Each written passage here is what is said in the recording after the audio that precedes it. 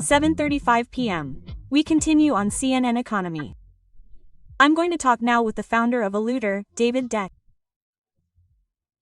He has a degree in economics and finance and has a platform that provides B2B services, of course, to companies as a payment solution, or at least that's what a fintech is. How are you, David? Julieta Tarres greets you.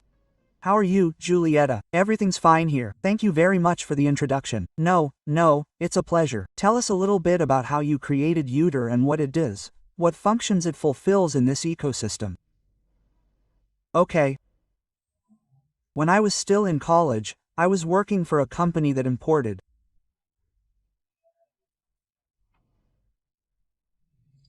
I did all the financial part for them, and it turns out that I realized that it was very difficult to fill out all the forms, and perhaps we needed to renew the stock, and we didn't end up filling out the form within a week, or even if you sent everything to the bank, it would take much longer, even weeks, to send you the money order.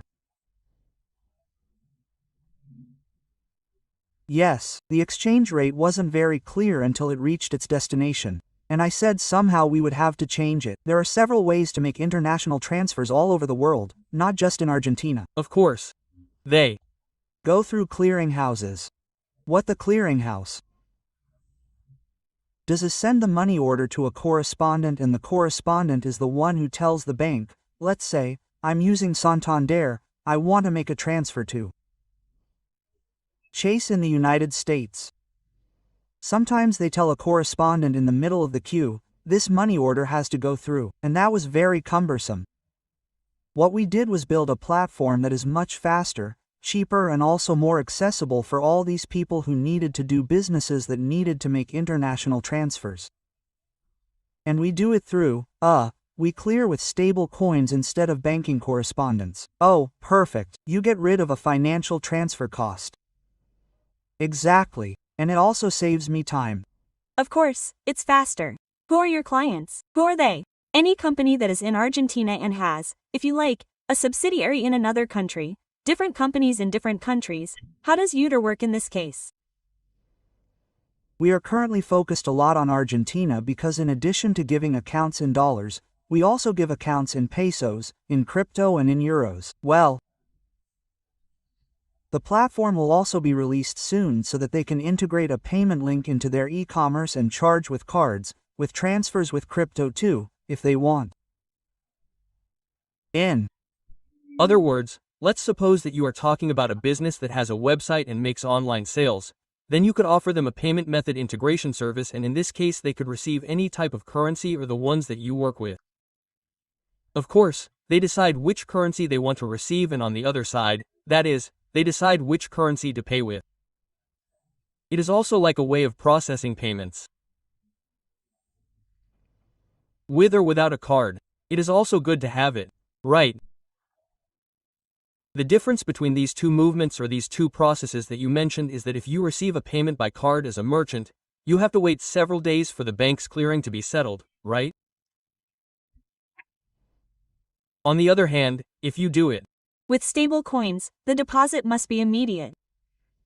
Of course, the issue there is the acquirer, the one who is going to do all the payment processing. So, what is going to take place is not that long, the clearing, as you say. Although it is going to take time to be done, that is always going to happen, because when you put a card, it notifies you, Mastercard or whatever, it is going to take time to clear it or not. What I propose is to make the transfer internationally. For example, an importer, not just an e-commerce. An e-commerce also imports many times. That same person can transfer abroad without all the hassle that a bank can be. Of course, it is interesting. Tell me about your next steps, because you just told me what you're going to offer in the future, but how do you see the fintech industry? It's a very developed industry in Argentina. I've traveled this year and last year to countries that are more developed than Argentina, with larger economies, and I haven't seen this level of applications, not only for payments, but also for investments. How do you see the industry, and what do you think it still needs to develop to the level of countries that have shorter processing times or less bureaucracy? Well, what happened? I also traveled recently, a month ago, to Mexico. Yes, and I noticed the same thing you did. that the technology we have here in Argentina is incredible on a financial level, right? Financial technology, but the volumes are Clearly. infinitely lower in terms of volume and processing. I think they are not so much focused on technology and the opportunities that exist at a financial level, but rather on a country level, regarding the opportunities that they provide to importers, exporters, and trade, more at a micro level than a macro level, I would say. Marketing. Of course. At least what I see here is that there is a lot of product for retailers, and I don't see as much ready-made product for wholesalers, which in this case could be importers or exporters. Do you have any of your business clients that use the platform? We have a lot of importers that also have e-commerce, so they take advantage and do all the transactions with us. Exporters, due to a BCRA regulation, can't. That's what I was telling you, for example, because exporters have to settle through CRA. Oh, perfect. Yes. That's the issue of the famous reserves. because that's why the central bank obtains liquidity. Yes, correct. There was a time when the dollar could also be used to settle part of the export with cash settlement. Okay. When the CEPO that currently exists for importers is finally opened up to exporters, I think there will be many more opportunities for further growth, because if there is more competition from financial providers, they will provide better service to the customer, in this case to companies. Now, you can't accept deposits, you are the intermediary, right? I mean, because you don't function as a bank. I have a license. Let's See, how does it work? No, yes, I have a license here in Argentina to receive PCP deposits, that is, we generate short CBs for all our clients, and I am also a PCAB. I also have a license to operate the entire cryptocurrency sector, and in the United States we also operate through an MSWI, which is another type of license that through a sponsoring bank we create bank accounts in their name, for all the companies that are registered with us.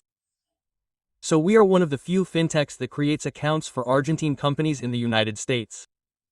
So, for example, you can use it, of course, to be counted with settlement, for example, which requires having the same name in both the United States and Argentina. You can do it through us. Excellent. That's one I didn't know. That's a good idea, and tell me what trend you are noticing among importers. There must be a certain slowdown now due to the sub-exchange rate, but I imagine that also with the opening of the deregulation of the market, you have also had a busier year than last year.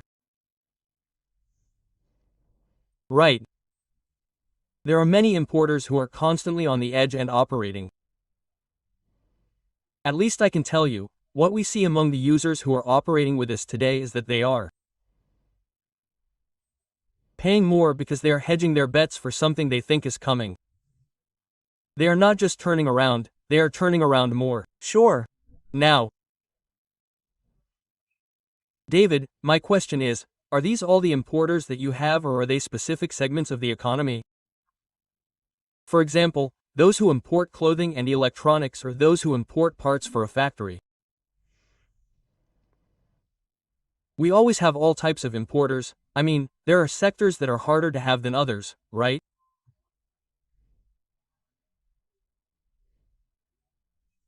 For example, those who import medicines or precious metals, we can't have them for compliance reasons, because we prefer to perhaps move away from that business and focus more on a business that doesn't generate as much risk.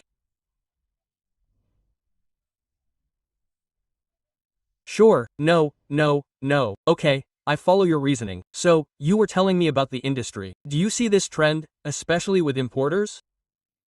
Do you think that after the elections, when something is unblocked, you will be able to have a more realistic view of what is going to happen with the market, with international trade, you being the one who operates as an intermediary? I think that the government will have the same.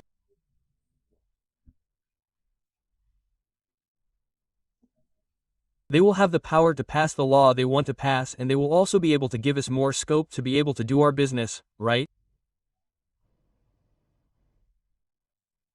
They will say perhaps they will remove the credit and debit tax for the PCAB, which today those of us who operate with Christ also pay PCAB, which makes the system more expensive. Sure, exactly. And we have a lot of opportunities that perhaps we are not taking advantage of today because of that. Business opportunities, you say?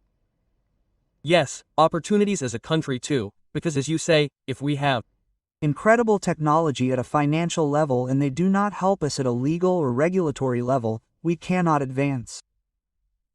So, we are going to fall behind again compared to other countries that have a much more stable and larger economy, because technology eventually arrives, and if you have it now, take advantage of the advantage. In which countries, besides the United States and Argentina, are you operating? Mexico, I imagine. Mexico, Uruguay, Colombia, there are many countries. We open accounts for companies from many countries.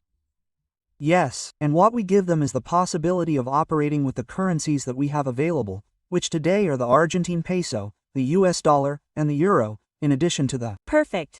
But your clients are strictly Argentines with a presence in those countries, or do you also have Mexican clients, Americans, etc.? There are Mexican clients, there are clients from Uruguay, there are clients from Colombia, Mexico. Okay, in other words, that is a regional fintech. You are there and you have the same number of licenses in each country to operate. Is that how it works?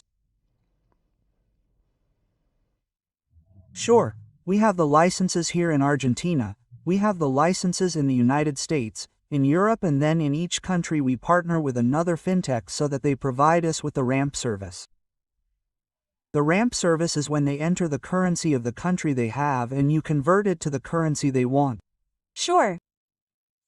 Okay, to close, did you calculate how much a company saves by hiring you as the medium, the intermediary to make a payment or receive a payment from one country to another, bypassing the bank, for example? The tricky thing is that it depends a lot on the dollar, on how the dollar was. Sure, I told you, we are faster, more accessible, and I said cheaper. Cheaper depends on the dollar that we can access, which is the dollar, cash with settlement, similar to contos. Yes. Of course. Today we are more expensive, but in the case that cash with settlement was cheaper at the time, we are cheaper than making a transfer with the bank.